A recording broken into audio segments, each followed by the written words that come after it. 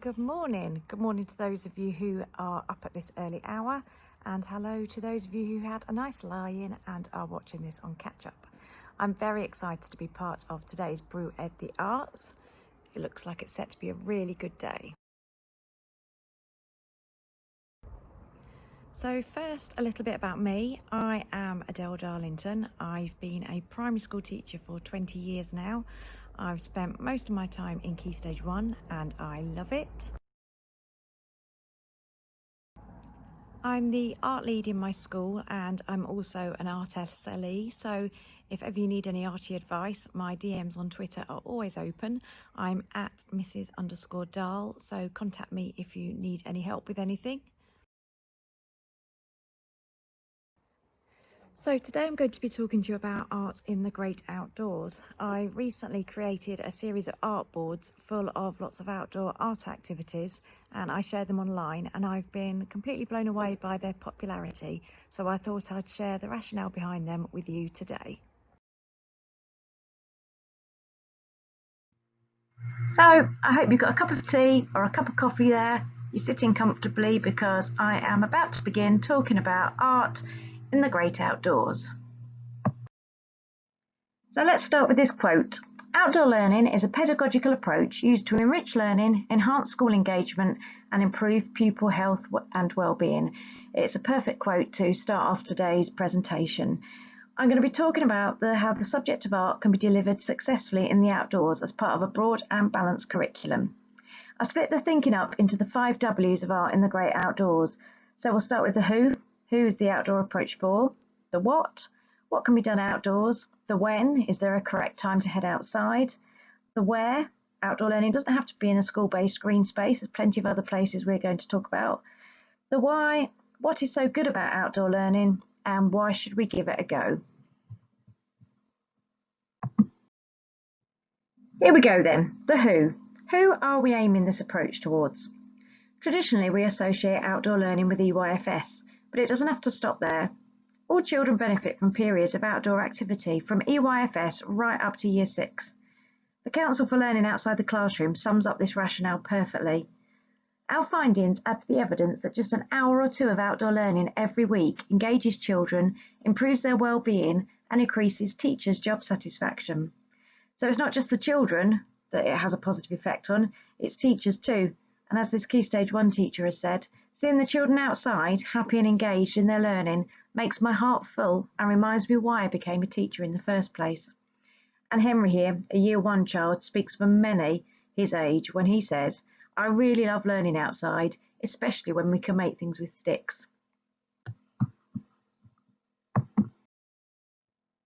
Let's move on to the what. What can be taught, reviewed and embedded in an outdoor environment? The Institute for Outdoor Learning say that purposeful experiences in the outdoors can be a catalyst for powerful and memorable learning. So let's tap into this. Let's try and create those experiences that help knowledge and understanding stick. So if we look at cross-curricular opportunities first, of which there are an infinite number of possibilities, outdoor art can complement and excite learning across the whole curriculum. Ideas for creative writing can be explored. For example, creating habitats for bog babies and characters like that to inspire story writing, listen to sounds, look at sights to inspire poetry, and so on and so on. You can go outdoors and carry out art activities linked to mathematical concepts such as symmetry. You can carry out observational drawings in science, the list goes on. And as far as developing art knowledge and skills, art in the outdoors can be used as part of a sequence of learning to introduce, develop and or reinforce concepts. It can be incorporated into longer term plans and progression maps in your school's art curriculum. The formal elements of art, so that's line, shape, space, pattern, tone, texture, colour, they can all be explored outside as well as inside to add a bit of variety to your curriculum. So when do we carry out these activities? The answer to that is anytime. If they fit, outdoor art activities can be used during any session in any area of the curriculum at any time of the day. But it's important to remember there needs to be a clear purpose. Don't just go outside for the sake of it.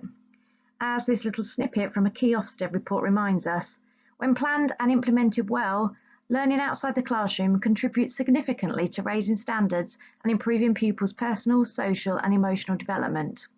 Learning outside the classroom is most successful when it's an integral element of long-term curriculum planning and closely linked to classroom activities. So where to undertake these little projects then?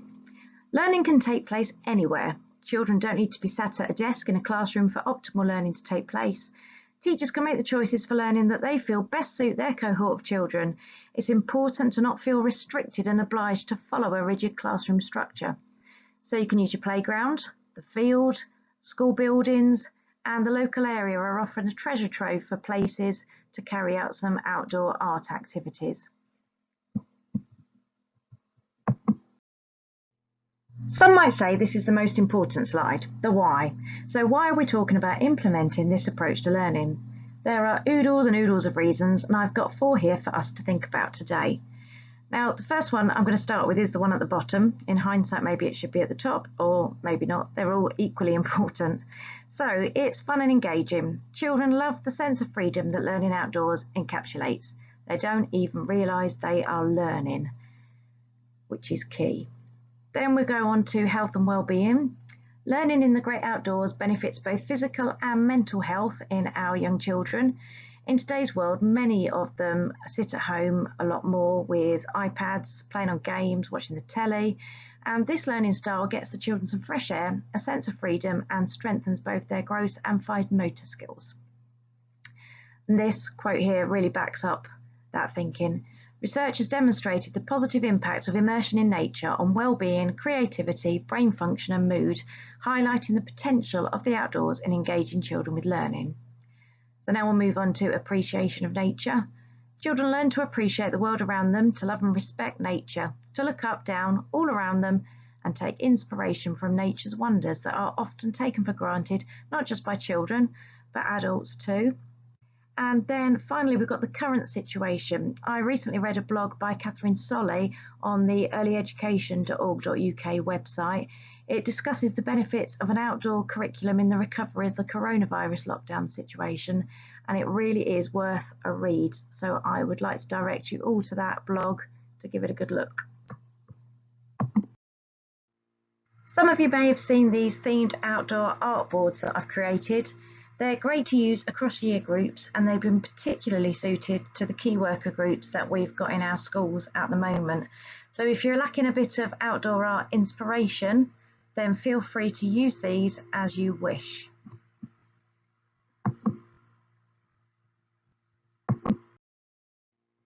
So I think there's 12 of these altogether for you to have a look at and to choose from.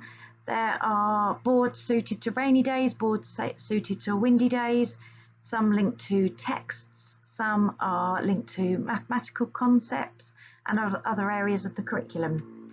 So that's me finished now. Thank you for listening to me ramble on, and thank you Brew Ed the Arts for having me.